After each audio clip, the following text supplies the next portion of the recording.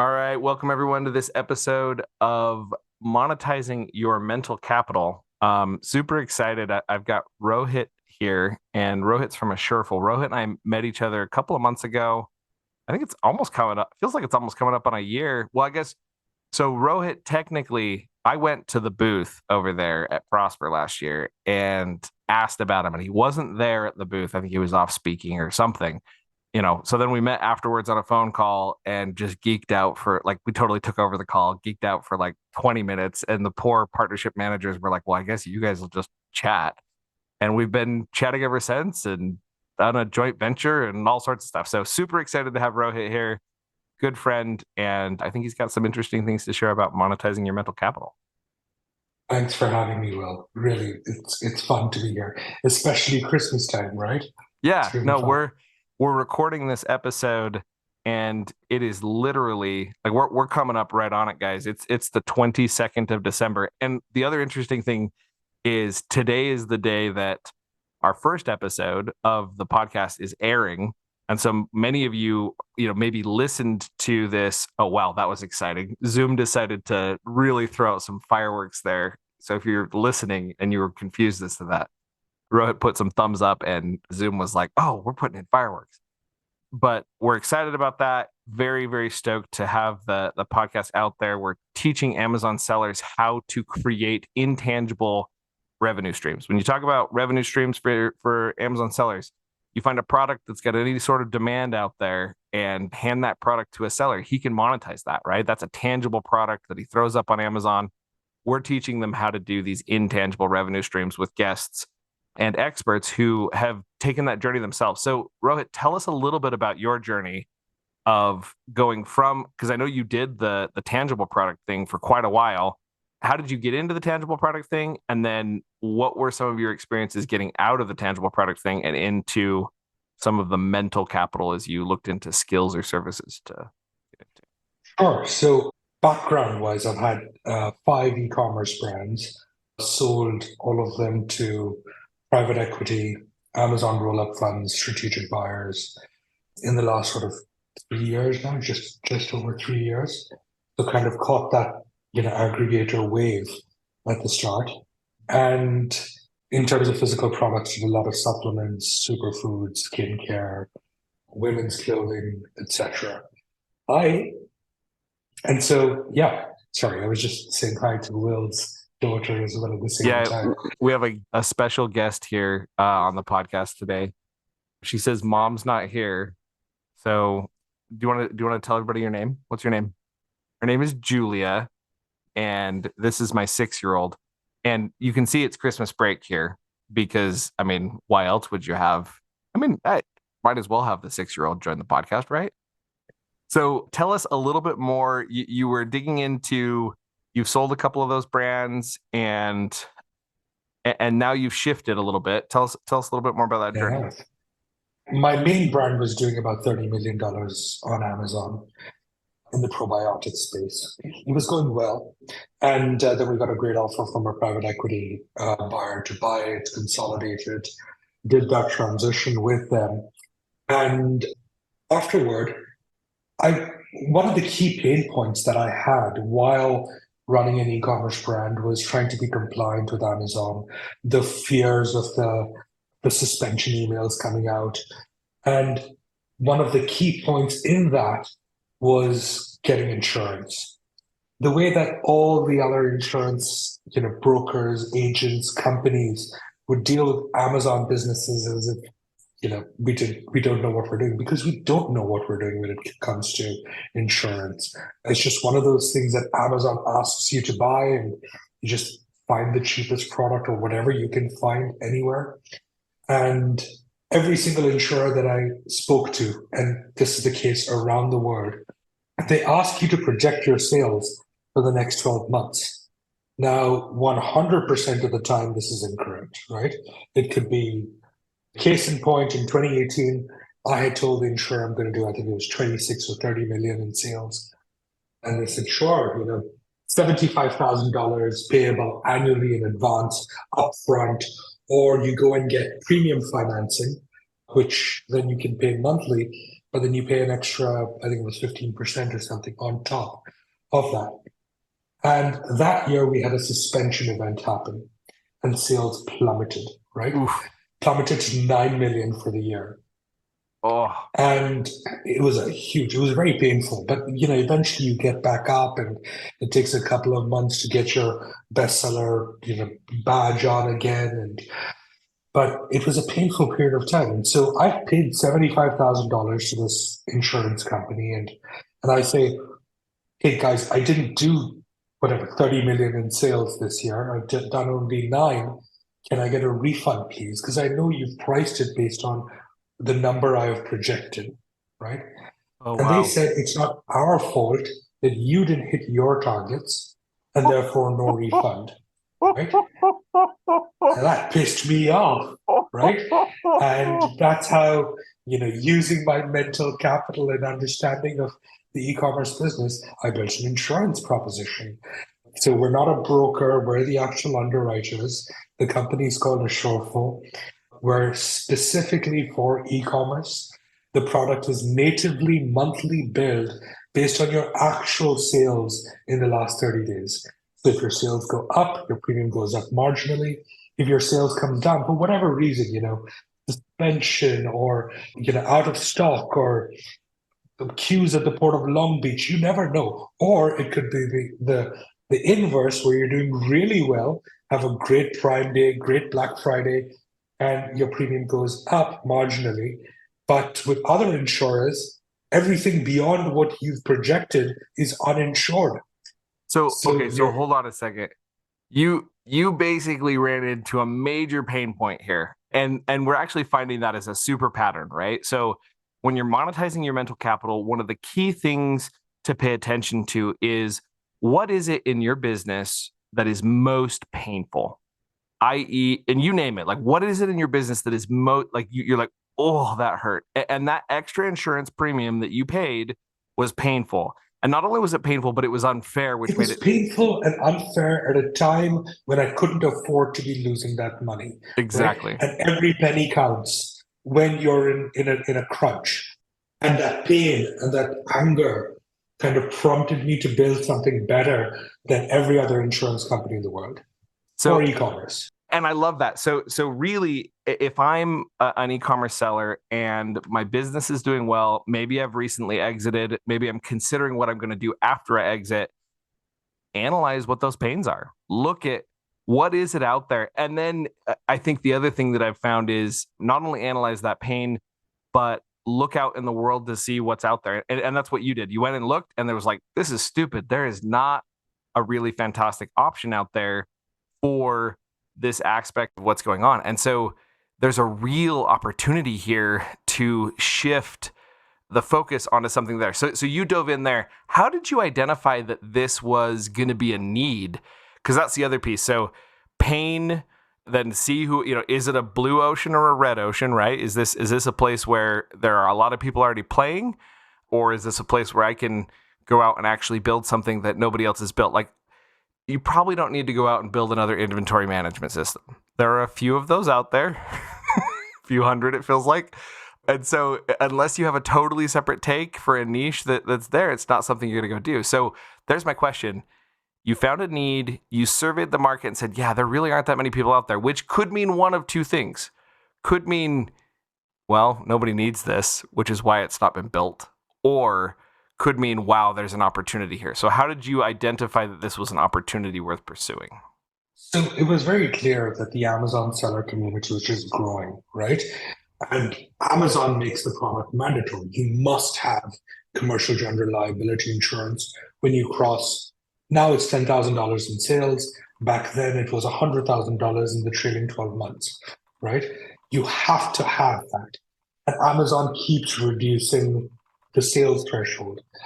So it was $1 million when I started. Then they dropped it to 100K. Then they dropped it to $5,000 for 3 consecutive months. Then they dropped it to $10,000 in any one month. That could be Black Friday, Prime Day, whatever it is, right? Mm. And it's not just Amazon that needs it. Every single retailer needs it. Even Walmart.com needs it. If you go into any brick and mortar Think of Target, Kroger's, whoever it is, Yeah. Sephora, if you're selling skincare products, you must have, commercial general liability insurance. So I knew the demand was there.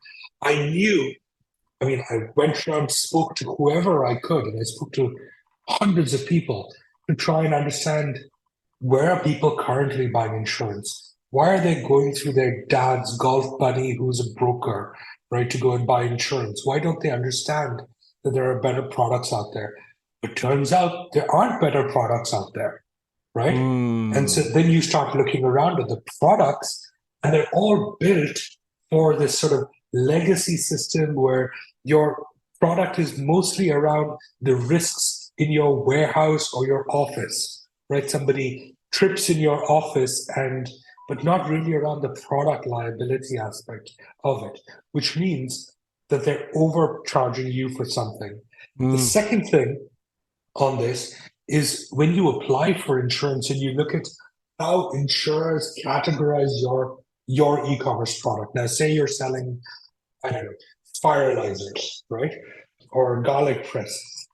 The way that insurers do it is that they lump all of these products into home goods as Mm. one big category. And then Mm. they look at the riskiest product in that home goods category, right? Think of chef's knives that are really bad handles or whatever they can think of. Mm-hmm. And then they apply the same risk multiplier to everything in that category, right? So, okay, So the vast majority of businesses are overpaying, right? So this is where I needed okay, to do hold a on, ton hold of on, hold on, hold research. on, hold on, hold on. So you, Rohit, I'm calling it. You're an insurance geek. You know more about this, and you went so deep. And it And actually, hard. when you Yeah. started this, you didn't know all of this stuff about I didn't know insurance. anything about insurance. Nothing. You just had Nothing. I this was an giant e-commerce guy. pain. Yes, a giant pain, but I was trying to find out why it works the way it works. Why is Mm. it so painful? Is it just, a horrible broker, or is it just a horrible insurer, or is it the entire system? And it turns out it was the entire system that was broken. Okay, And so that's when I not only did realized, you you had this mental capital and you were like, I am going to monetize this. I am going to figure out, like, I have a huge pain. I don't see anyone in the market who's solving it. Yes, everybody's going to need this. And then your fourth step was like, I'm going to go dig in and understand everything I possibly. I mean, the nuggets you've everything. thrown out here, like, you definitely recognize some major pain points there. And obviously, we're going to get to the end of the podcast and you're going to be able to shout out and say, hey, this is how you get a hold of me. And we're even going to give you a second here at the end to be like, okay, you just stepped into an elevator with a 7-figure seller. Go ahead and tell him a little bit about that. That comes at the very end of the episode. And right after that, you're going to give tips, tricks, hacks, or books that have changed your life in terms of how all this goes. So we're going to go there in just a second. But I want to ask you another question. When you think about the beginning of your journey, when was the first time that you monetized mental capital? Go way back before the insurance, before your time in the e-commerce brands. When was that first time that you were out there monetizing mental capital? I would probably say when I was at university. That's when I, set up my first business. And I went to university in India.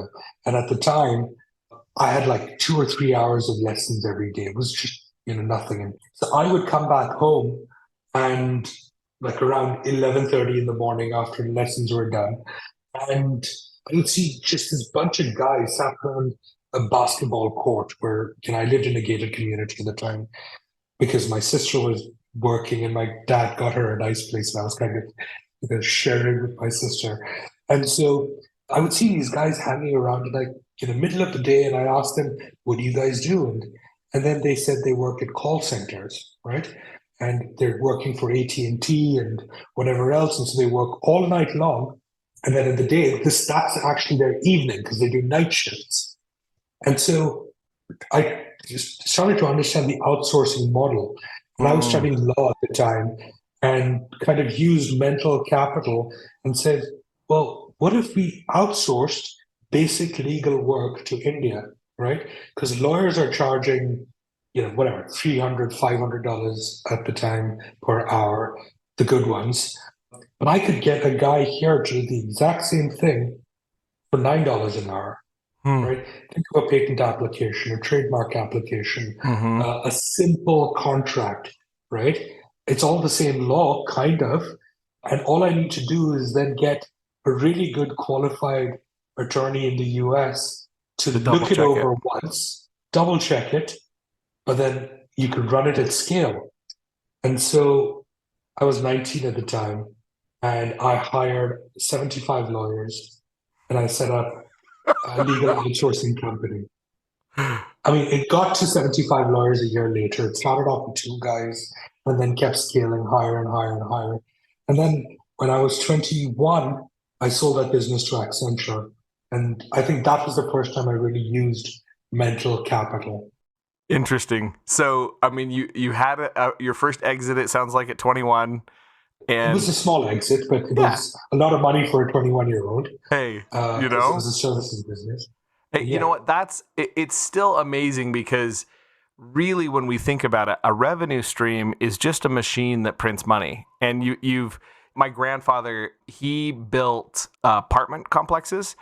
And I remember him coming to me once, and this was like long before I ever got into all the entrepreneurship stuff. I thought I was an entrepreneur. It was actually hilariously like inexperienced at any of it. Hadn't made any of my first mistakes yet, which is kind of par for the course. And he said, "Well, what you're really looking to do is create a black box that prints money."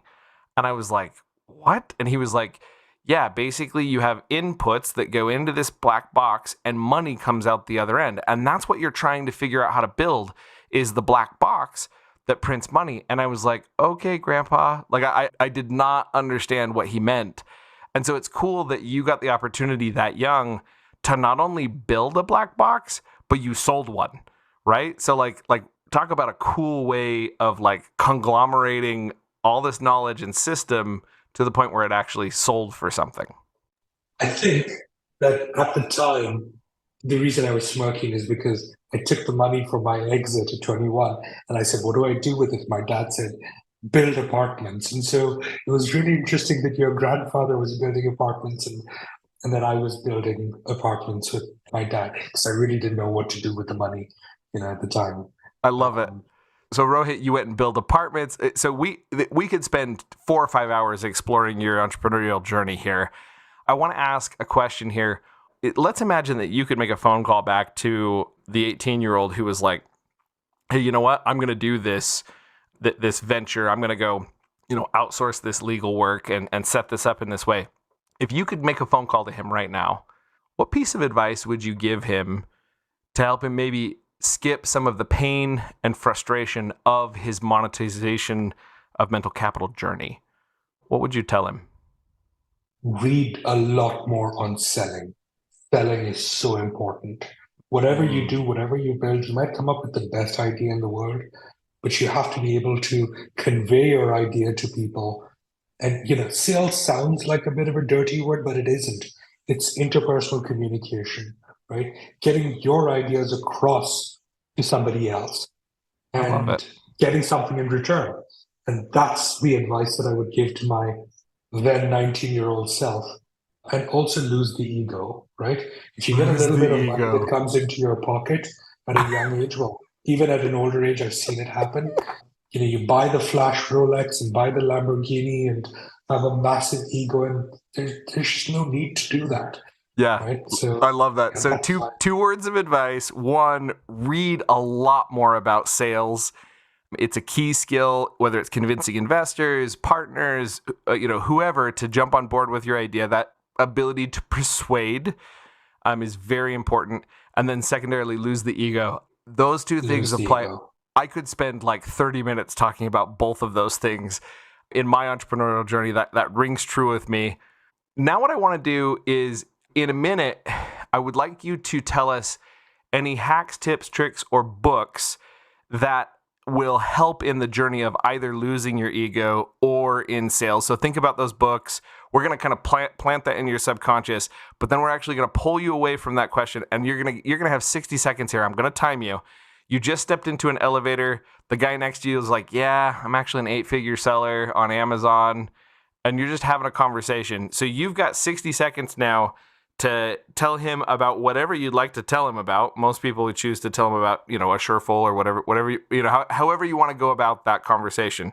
So 60 seconds starting now. Oh, and right So, after that, you're going to give tips, tricks, hacks, or books. sure. Okay. So a shortfall, I mean, as an eight-figure seller or as even a six-figure seller, you are buying insurance. You're paying annually in advance. You're overpaying for insurance. You don't know what you're buying. Work with us. We're not brokers. We're the underwriters of the risk. We're covering 95% of all products sold on Amazon, including yours. And so if you work with us, typically for six, seven, eight, nine-figure sellers, we have a bunch of nine-figure sellers as well, and we're saving them 40% on their insurance premiums every month. They're paying natively monthly, and it's usage based on actual sales.